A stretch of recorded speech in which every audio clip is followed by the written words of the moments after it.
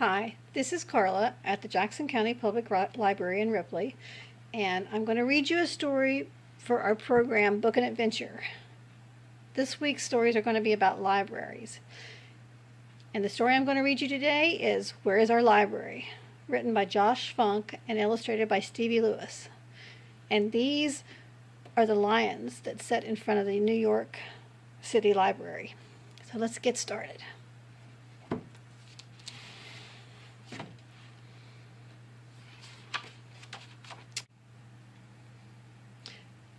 A story of patience and fortitude. Where is our library? Just after midnight, as all New York dozed, silently dreaming in bed, the last of the shops and the markets had closed when Fortitude lifted his head. Patience woke too, and the best friends agreed their night was about to begin. The library waited with stories to read. The two eager lions crept in.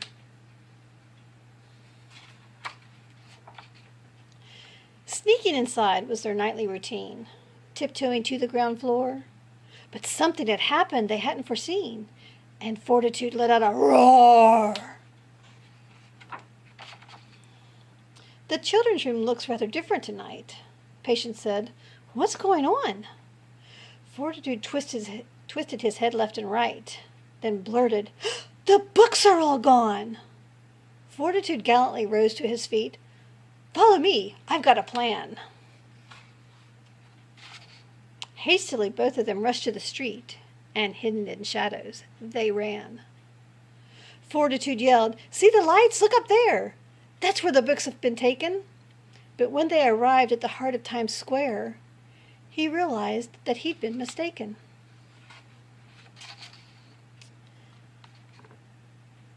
What is the plan again? Patience inquired. Fortitude paused and turned pink.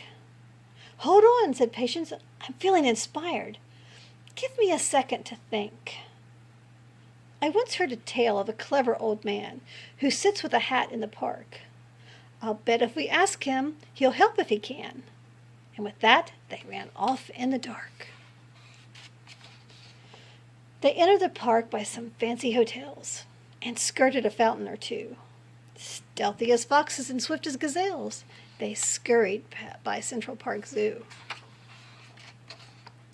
Over a hill, by a boulder and bridge, a carousel ride and beyond.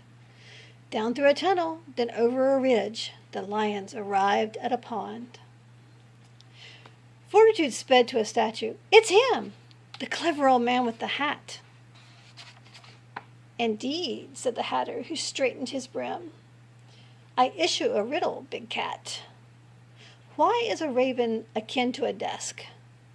Fortitude gave a blank stare.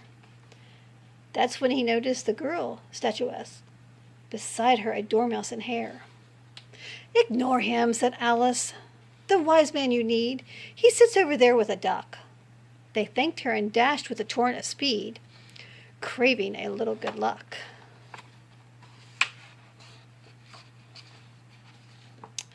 Our books have gone missing, they told the Great Dane. Hans Christian Andersen blinked. The writer said, Lions, I see you're in pain.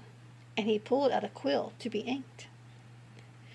These are library branches I'd check. He handed the lions a list. Libraries? Patience asked, twisting his neck.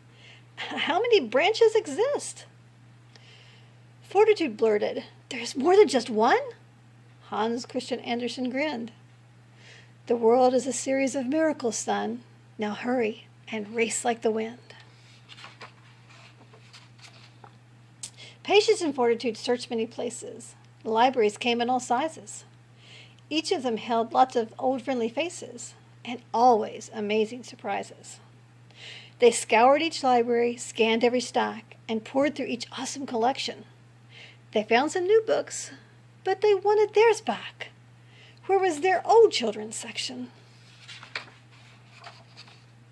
From Harlem, they flew up to Washington Heights and down to the Upper East Side. They wandered and wandered beneath the dim lights, snooped around corners and spied.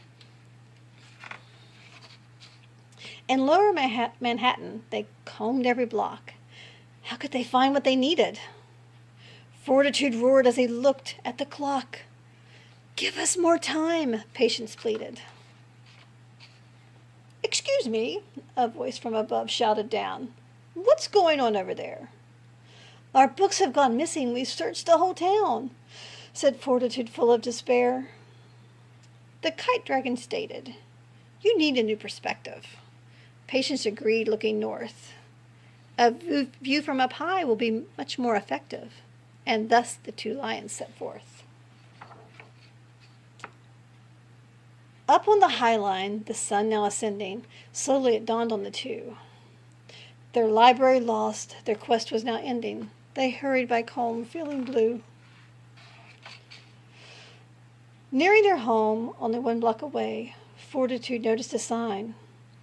"Children's and Teen Center opens today." A shiver ran down his spine. The old Children's Center, it seems, had been moved. Patience began to explain. "And that's why the signs have said new and improved," said Fortitude, stroking his mane.